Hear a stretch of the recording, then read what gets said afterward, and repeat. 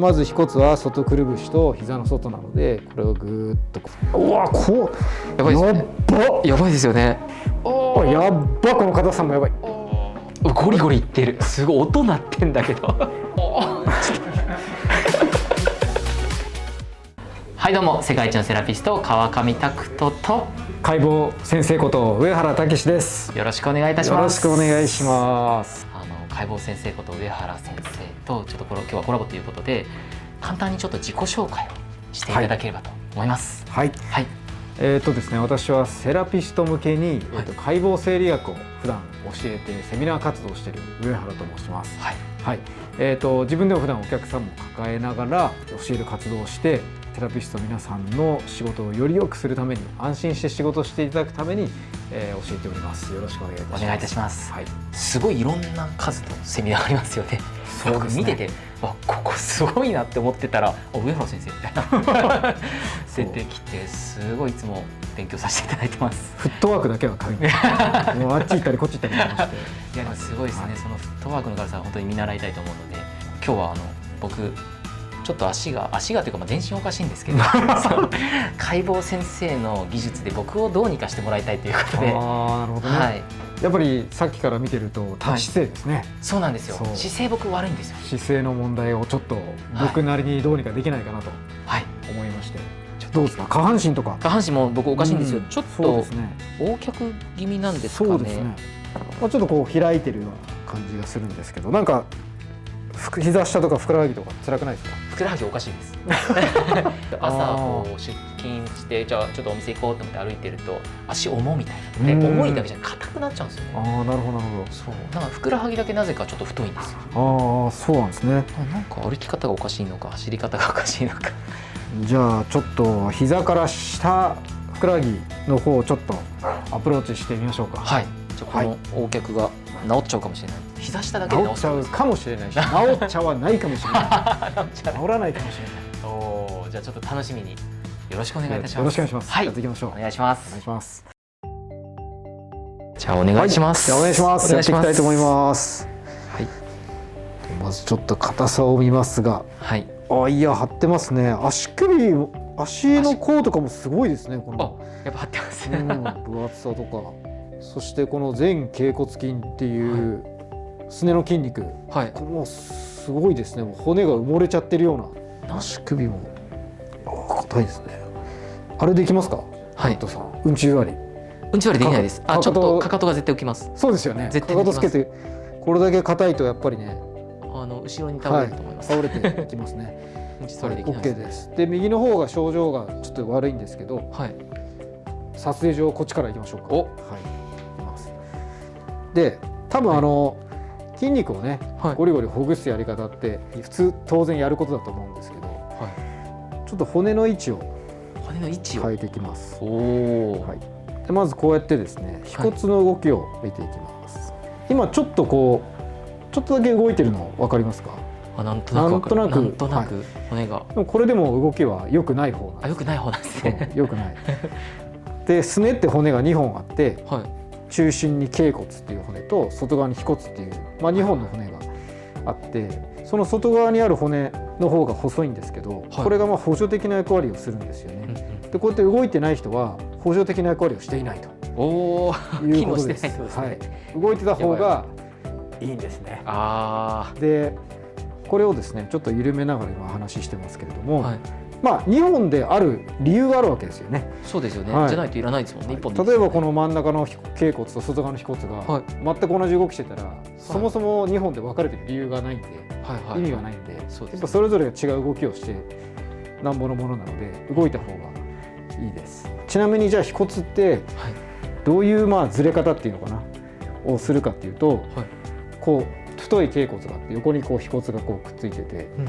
上にずれようと思っても脛骨が邪魔して当たって動けないんですよ。でも下は押さえがないんで行きたい放題なんですよ。ということで腓骨は下にずれてる人が非常に多い。なるほど。それと前に来ようと思っても前も実は脛骨が邪魔して来れない構造になる。だけど後ろは押さえが効かないんでどんどんいっちゃいます。下に後ろに。そうなんです。なんでほとんどの人は腓骨が下そして後ろにずれてる人が多い、でこれが特に多い人は後ろ重心になります、はい、後ろ重心です。で後ろ重心になるとかかとで座れなくなるという。座れないです。なのでこれは今重心を変えるぐらいのことをしないといけない、おお、重心変われば人生変わりそうですね。そうです。重心変えて人生変わる、はい、面白い。したがってまず腓骨は外くるぶしと膝の外なので、これをぐーっとこう上に矯正していきます。まあそんなにめちゃくちゃぐーっとずれるわけじゃないんですけども、はいはい、ちょっとずつちょっとずつ。さあそして結構ねこれぐらいでもね動いちゃうんです。はい、次に後ろにずれた腓骨を手前に引っ張り出します。ちなみにここで豆知識ですが、はい、ジャンプするときと走るときと腓骨の役割が違う。ジャンプするときはこの腓骨の上の方が外に動いてジャンプすると言われております。なのでこの外にこっちに引っ張ることによって跳ねやすい、ジャンプ力が上がるってことですか？そうですね。そしてウォーキングとかマラソンとかやってる人は逆にこの下半分が中に入ることで走るんで中にこう入れていきます。つまり通常運動しやすい腓骨の位置に、はい、上は外に、はい、下は上に、全体として後ろから前は一緒ですね。少しずつこう、はいはい、じゃあこれ怪我しにくい体というか。そうですね。そうですよね。逆にね捻挫すごいしてる人いるじゃないですか。はいはいはい、捻挫すると外くるぶしの人が多いですよね。そうするとこの捻挫すると腓骨をどんどん下に引っ張り下ろして、捻挫癖がある人というのはずれてる人が多いです。重心が変われば人生が変わりますね。本当にそうなんです。いやでも本当に僕歩いててすぐ硬くなるんで、絶対これもスポーツとかやったら一発でいっちゃうんだなって思ってましたもん。何もしてないんで。おお、すごい、はい、すごい。あとは脛骨自身も少しこう転移しますね。おお、すごい。内側と外側と。よし、はい。で上を今度調整したら今度下ですね。胸骨の。お、すげえ、パキパキ。下の足首の関節を少し動かして。なんかすごい。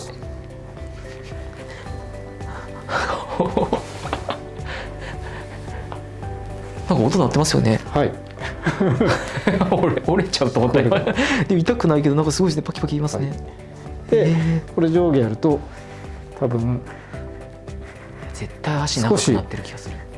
これ多分腓骨が動いてると思うんですね。はいはいはいはいはい。そう、ガタガタが。確かに確かに確かに。これでだいぶ位置的には。じゃあこれでさっきの横脚もちょっと矯正されてって感じですか？そうですね。おお。今の流れでちょっと逆もやりますね。なんか足の長さが違いそうですね。今これやっただけでも。そうですね。左足が伸びてしまいました。やったー、身長伸びた。じゃあこっちも。こっちはね。プチ頑固ですよね。こっちは頑固なんですよ。頑固ですよね。できればやらないで済めばいいかなと思いますけどね。そうですよね。昔から僕ふくらはぎだけなぜかムキッとしてて。いいですね。ふくらはぎから下がマッチョ。そうなんですよ。で、あと腕とか雑魚なんですよ。なんか下半身。でもやっぱりタクトさんあれじゃない、マッサージするときにやっぱり下半身めっちゃ使ってるじゃないですか。ああ、使いますね。だからすごいそれは見てました。下半身安定しないと。これは職業病です。職業病ですね。世界一の主義は下半身からですね。そうです。下半身から生まれます。いや本当そうですよ。前から外。これ結構ね最初練習すると痛いんですよね。で指を立てちゃうと結構グイッと痛いんですよ。ピクってきますね。だから腓骨掴みに行こうと思うがあまり痛くなっちゃうんですけど、なるべく平らにして、平らにして、そうで体重移動で引っ張っていくってことです。痛くないです全然。これは腓骨に対する愛ですね。愛ですね。いや愛めっちゃ大事ですね。いつも頑張ってくれてありがとうっていう愛を込めて矯正していく。矯正していくと。すごいですよね。いう感じですね。いややっぱ愛が大事なんですね。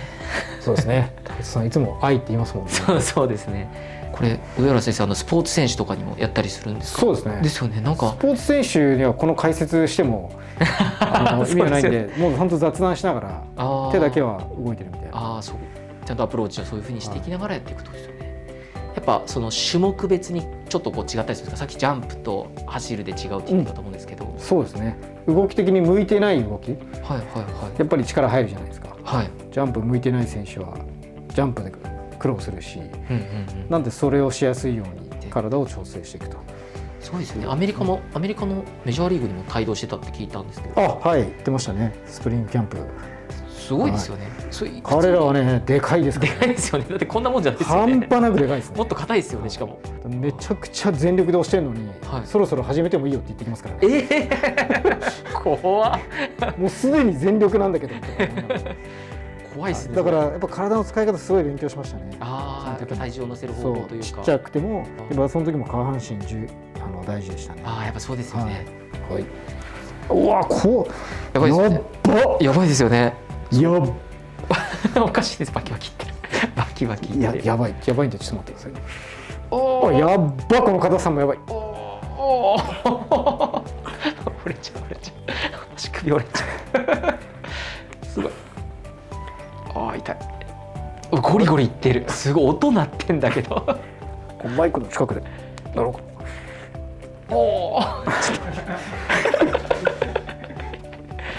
すごいな。やっぱおかしいですか、右？おかしい。いや気をつけないとな。今だいぶ動きました。なんか足首にじわってきてますね今。なんでこれ立つとですね、腓骨の位置が前に来てるんで、多分ちょっと普段よりはつま先重心になったような気分、前に行ってるような違和感がある人が多いんですよね。なんだけどそれが本来の重心の位置なんですよ。本来あるべき位置。そこから後ろに行っちゃったんですね。っていうことです。足を揃えましたね。足が伸びたってことですね。これで両足。じゃあこれちょっとチェックしてみましょう。ありがとうございます。足膝下だけしかやってもらってないです。難しいな。もうちょっと行きたいけどな。でも頑張る。いやでも行ってますよ。もうちょっと行きたいけど、でもここから先は股関節の問題かもしれないですね。その膝下の問題とか足首の問題で。そうですね。どうですか、動きなんか足首。でもなんかこっちが動きやすくなりました。そうですか。そうですね。さっきやった時じわーってきたんですけど、なんていうのかな、足首が回りやすくなるというか、あれバキバキってやってるんですか？そうですね。胸骨を少し引っ張って、で足首の関節を動かしてってことですね。多分足首の関節硬いから結構このふくらはぎが硬くなってたのかなと思ったんですけど。そうですね。でいつの間にか後ろ重心になってるんで、こうなっちゃってるんですよね。歩きやすいですもん。右が分かりやすいです。左もそうですけど右がおかしかった分分かりやすい。いやすごいな。であんな一瞬でこうババってできちゃうんですね。そうですね。でこういうテクニックを教えてるってことですもんね。そうですね。こういうテクニックを、テクニックも大事ですけど、さっき言った根拠がすごい大事で、根拠が分かればやり方は変えてもいいですよね。オイルでもできるし、腓骨前に出そうとか、セルフでもこう前に出してっていう。できますもんね。下にずれてる後ろにずれてるのが分かれば自分でできるんで、セルフケアもできるし、理論的なものが僕は教えたいことなんで、いやそこが知りたいですもん。ちょっと勉強しに行こうかな。いやでも本当にね、オイルセラピストさんとかもこういうのを知ってるだけでそのアプローチの仕方が変わったりとか、意識してねトリートメントできるようになると思うので、本当に概要欄に上原先生のスクールだったりいろんなのが載ってるんでチェックしてみてください。チェックしてください。チェックしてください。あと YouTube もやられてますもんね。はい、やってます。マジックハンズオフィシャルってことですよね。ぜひ見ていただいて、そちらの方で後半はそちらの方で、そうですね、僕のトリートメントをやっていきたいと思います。ぜひ後半は上原先生のチャンネルで見ていただければと思います。ではちょっとでもねいいなと思いましたら、チャンネル登録と高評価、通知ボタン、コメントなどしていただいて、後半もぜひ飛んでいただければと思います。よろしくお願いします。お願いいたします。じゃあありがとうございました。ありがとうございました。楽になりました。ありがとうございます。足も伸びました。伸びました。伸びました。はい。ありがとうございます。